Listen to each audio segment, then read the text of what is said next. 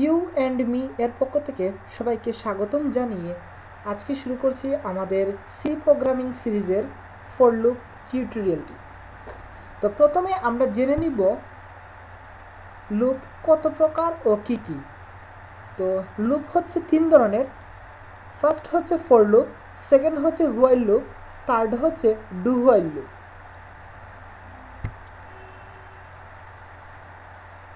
তো আজকে আমরা হোয়াইল লুপ এবং ডু হোয়াইল লুপ নিয়ে আলোচনা করব না, শুধু আমরা ফর লুপ নিয়ে আলোচনা করব।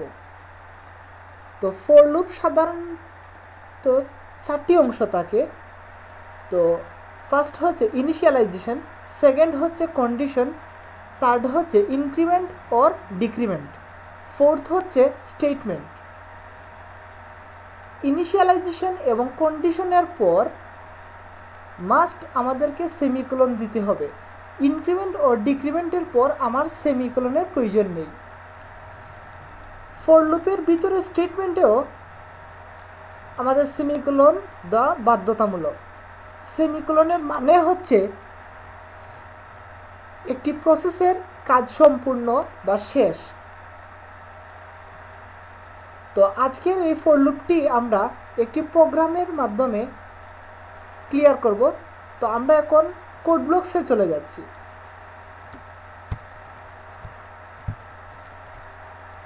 আচ্ছা, ফর লুপ শেখার আগে আমরা অন্য একটি প্রোগ্রামটা দেখি। যদি আমাদেরকে বলা হয়, যারা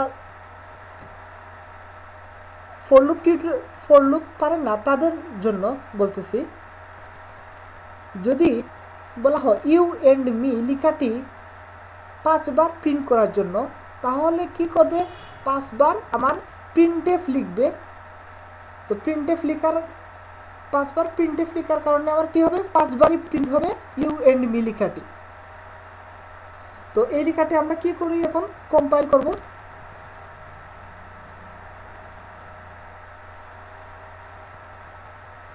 তো কম্পাইল হয়েছে ইউ এন্ড মি।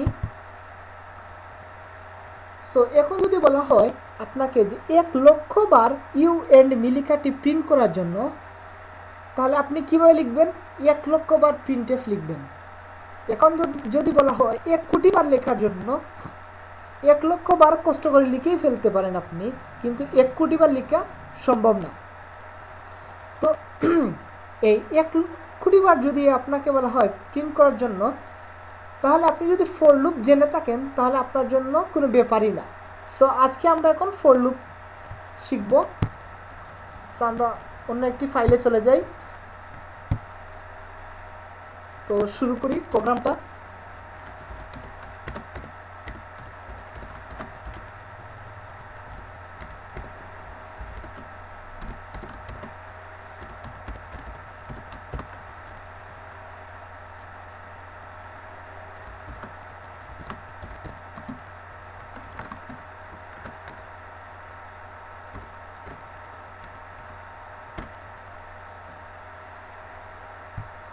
আচ্ছা, তো এখানে আমরা একটা কি আছে, ফর লুপের প্রোগ্রাম আছে। এখানে আমরা কি লিখছি? ইনিশিয়ালি লিখছি আই এর মানটা কত? 1। তারপর কি লিখছি? আমরা একটা কন্ডিশন। কন্ডিশন কি? যদি আমার আই এর মানটা 5 থেকে ছোট হয়। এরপরে কি লিখছি? I plus plus. I plus প্লাসের মিনিং হচ্ছে আই এর মান 1 করে বৃদ্ধি করা। আই এর মান যখন আমার 1, তখন কন্ডিশন চেক করবে। যদি কন্ডিশনটা যদি সত্য হয়ে থাকে, তাহলে প্রোগ্রামটি কি করবে? একবারের জন্য রান করবে এবং ইউ এন্ড মি লেখাটি প্রিন্ট করবে একবার। তো এইখানে লেখা আছে আই এর মান যতক্ষণ পর্যন্ত না 5-এর সমান অথবা ছোট, ততক্ষণ পর্যন্ত আমার প্রোগ্রামটা কি করবে? রান করবে এবং আই এর মানটা কি করবে? এক এক করে বৃদ্ধি পাবে। সো আমরা এই প্রোগ্রামটা আমরা এখন একটু কম্পাইল করে দেখি।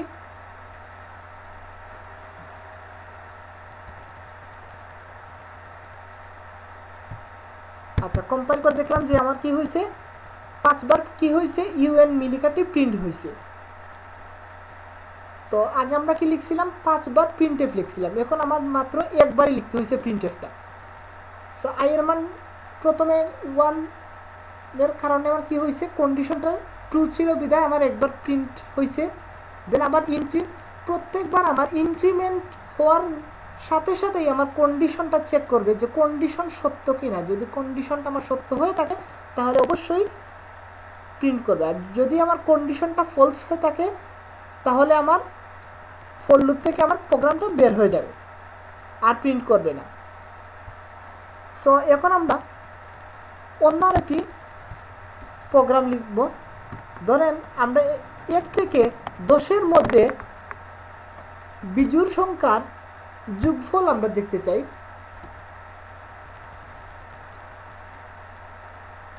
তাহলে আমরা কি লিখব, i equal to i plus 2,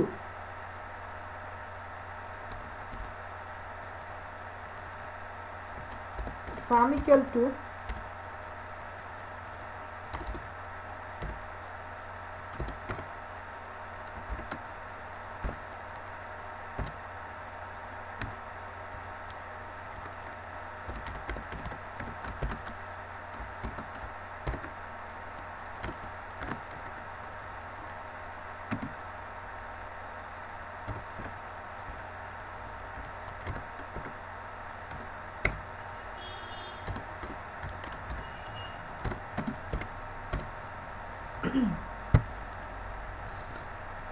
আমরা এখানে লিখছি কি i এর মানটা 1 এবং 10 থেকে যদি i এর মানটা ছোট হয়, এবং এটা কন্ডিশন লিখছি, এবং ইনক্রিমেন্টে কি লিখছি i এর মানটা 2 করে বৃদ্ধি পাবে।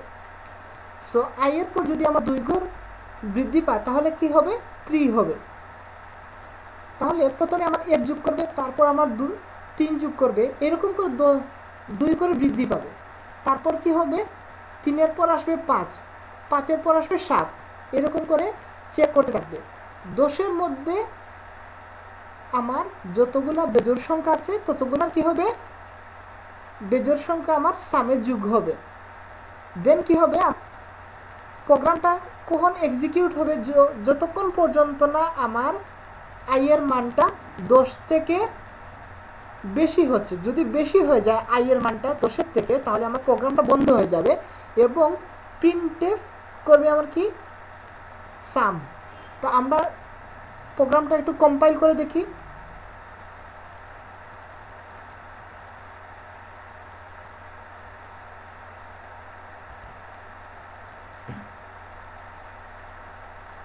কি হয়েছে 25 প্রিন্ট হয়েছে।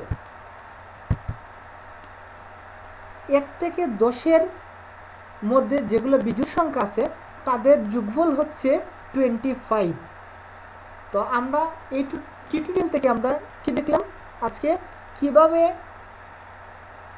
বেজোড় সংখ্যা যোগ করা এবং কিভাবে এক জিনিস বারবার প্রিন্ট করতে হয়, এই দুইটা জিনিস শিখলাম এই টিউটোরিয়াল থেকে। তো আপনারা এই টিউটোরিয়ালটি যদি না বুঝে থাকেন, কোনো প্রবলেম বা কোনো কোয়েশ্চেন বা কনফিউশন থাকে তাহলে আপনি অবশ্যই কমেন্ট করবেন, আমি কমেন্টের উত্তর দেওয়ার চেষ্টা করব।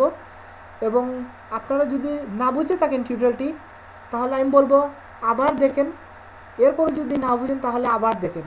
আশা করি আপনাদের অবশ্যই বোধগম্য হবে আমার টিউটোরিয়ালটি। আর যদি আমার টিউটোরিয়ালটি আপনাদের ভালো লেগে থাকে তাহলে অবশ্যই আপনি আমার চ্যানেলটা সাবস্ক্রাইব করবেন।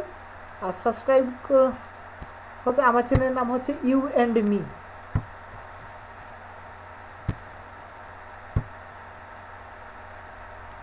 তো ধন্যবাদ আপনাদেরকে আমাদের সাথে এতক্ষণ থাকার জন্য।